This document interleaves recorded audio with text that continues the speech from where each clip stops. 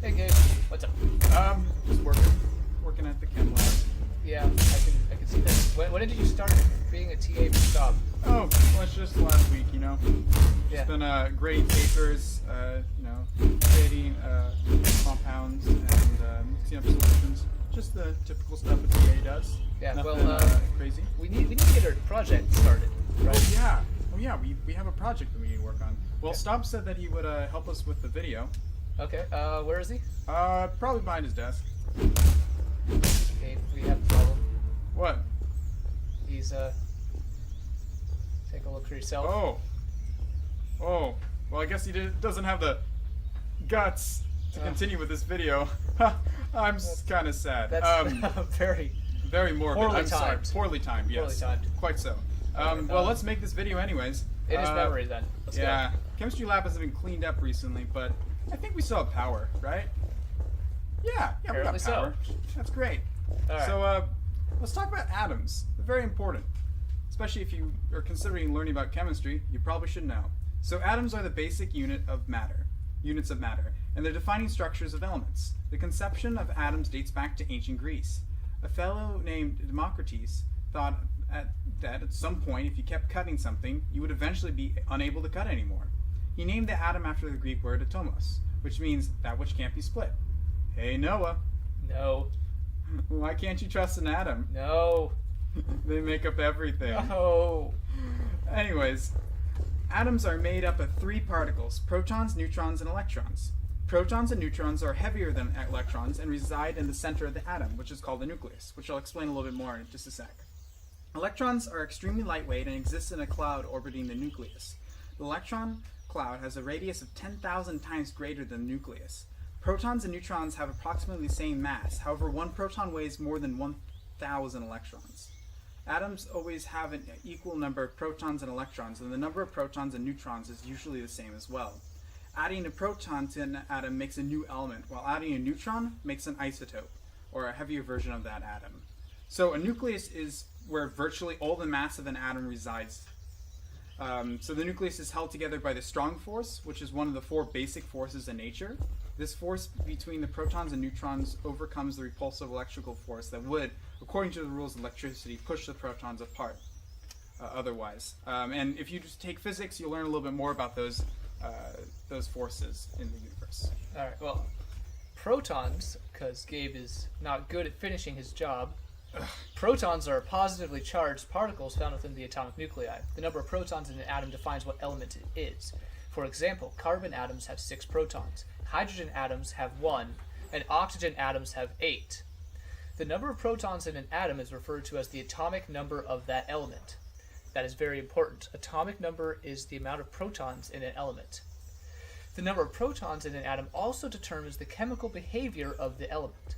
The periodic table of the elements arranges elements in order of increasing atomic number. You'll learn more about it in your unit on periodicity. Curiosity. Next. Electrons. Electrons have a negative charge and are electrically attracted to the positively charged ions. Electrons surround the atomic nucleus in pathways called orbitals. The inner orbitals surrounding the atomic atom are spheres, but the outer orbitals are much more complicated. Orbital rotation and this concept will be explored more in subsequent units. Finally, there are neutrons. They are basically just mass. Neutrons have no charge and reside within the nucleus of an atom. So over here, we have just a few examples of the first few atoms in the periodic table. As you can see, it's pretty self-explanatory. And over here, we have our first ion. So ions are atoms which have more or less electrons than they normally do.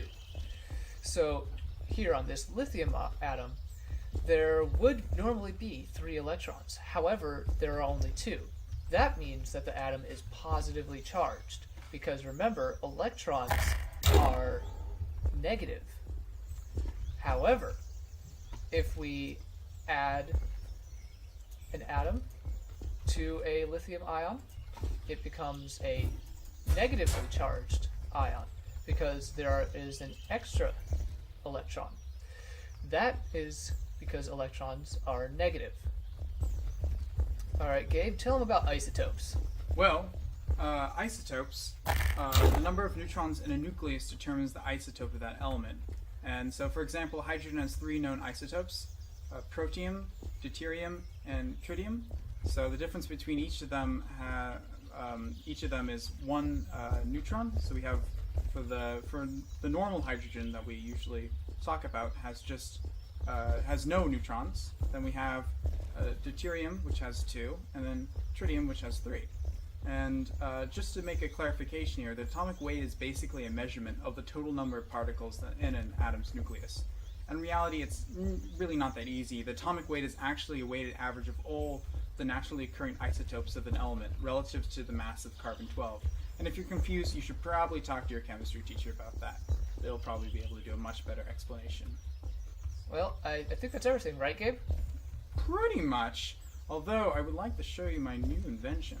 Well, I guess you've been here a while. You've had some time to make stuff happen, right? Well, I've decided, there's no better time than now to test it. So, can you turn off the lights for me? Alright, hold on. Okay. Alright. Are you ready?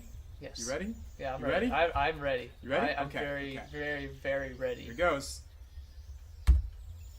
I think it worked. Yes, it did work. The Okay. cloning machine worked.